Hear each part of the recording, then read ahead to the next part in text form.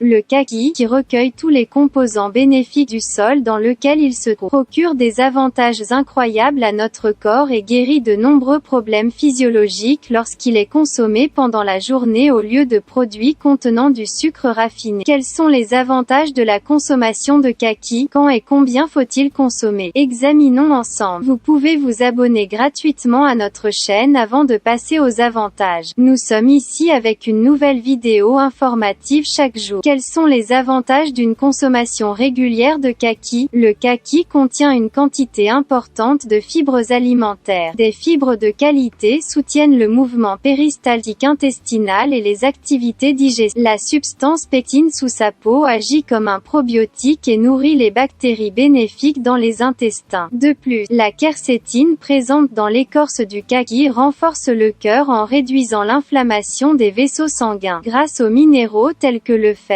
le potassium et le cuivre dans sa teneur, il augmente la qualité du flux sanguin et a des effets positifs sur la circulation. Un kaki moyen contient environ 90 mg de potassium. Avoir suffisamment de potassium dans le corps protège notre santé cardiovasculaire à long terme en équilibrant la pression artérielle et en relaxant les vaisseaux. Les kakis, quant à eux, sont riches en antioxydants et en vitamine C, qui sont bénéfiques pour stimuler la production de globules.